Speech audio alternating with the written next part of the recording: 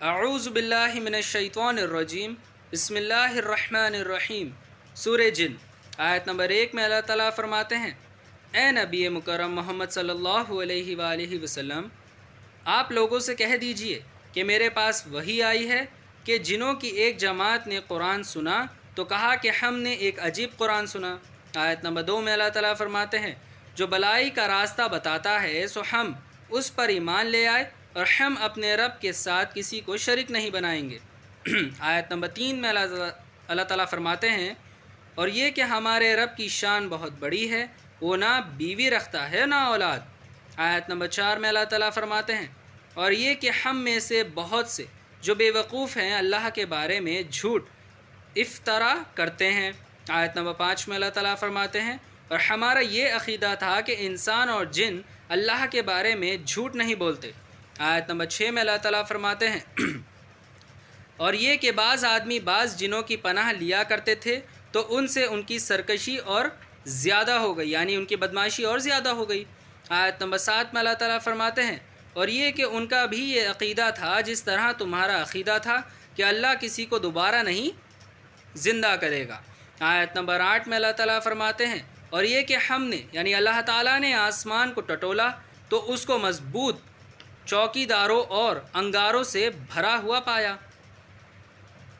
جب اللہ تعالیٰ اور یہ کہ جنہوں نے کہا، اور یہ کہ ہم نے جب آسمان کو ٹٹولا تو اس کو مضبوط چوکیداروں اور انگاروں سے بھرا ہوا پایا۔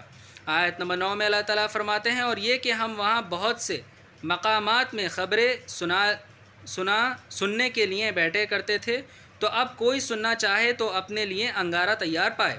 آیت نمبر 10 میں اللہ تعالیٰ فرماتے ہیں، اور یہ کہ ہمیں معلوم نہیں کہ اس سے اہل زمین کے حق میں برائی مقصود ہے یا ان کے رب نے ان کی بھلائی کا ارادہ کیا ہے۔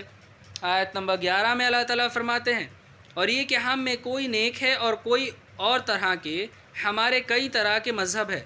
آیت نمبر 12 میں اللہ تعالیٰ فرماتے ہیں، اور یہ کہ ہم نے یقین کر لیا ہے کہ ہم زمین میں اللہ کو ہرا نہیں سکتے اور نہ بھاگ کر اس کو تھکا سکتے ہیں۔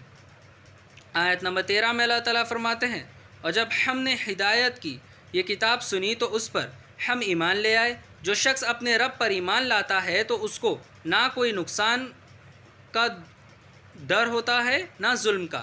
آیت نمبر 14 میں اللہ تعالیٰ فرماتے ہیں، اور یہ کہ ہم میں بعض فرما بردار ہے اور بعض نافرمان، تو جو فرما بردار ہو گئے تو انہوں نے بھلائی کا راستہ تلاش کر لیا۔ آیت نمبر 15 میں اللہ تعالیٰ فرماتے ہیں، اور جو گناہ گار ہے وہ دوزخ کا ایندھن ہے، یعنی فیول ہے۔ آیت نمبر 16 میں اللہ تعالیٰ فرماتے ہیں، اور اگر یہ لوگ سیدھے راستے پر چلتے تو ہم ان کو پینے کا پانی بہت سا دیتے۔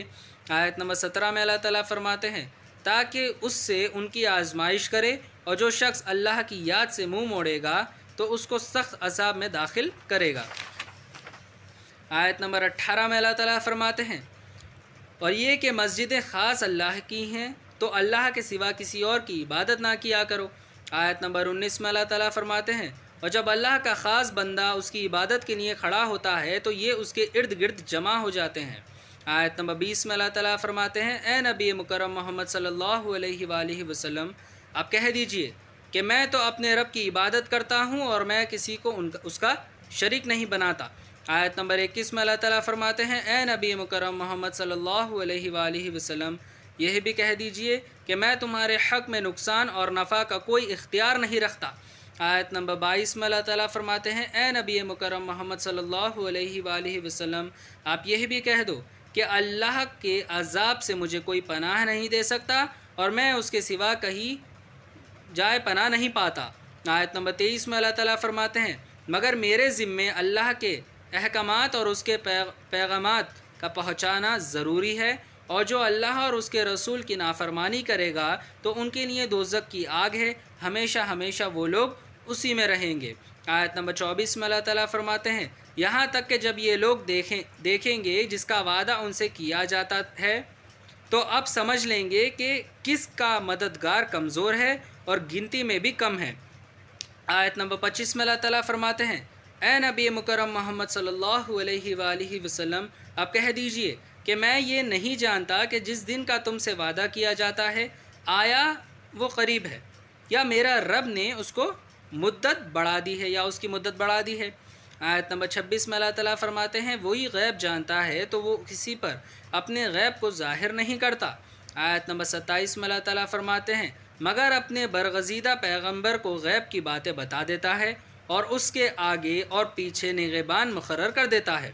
آیت نمبر 28 میں اللہ تعالیٰ فرماتے ہیں تاکہ معلوم کریں کہ ان لوگوں نے اپنے رب کے پیغامات پہنچا دیے ہیں اور یوں تو اس سے ان کے تمام احوال کا احاطہ کر رکھا ہے اور ہر چیز کو گن رہا ہے۔ صدق اللہ العظیم و صدق مولانا رسولہ الکریم۔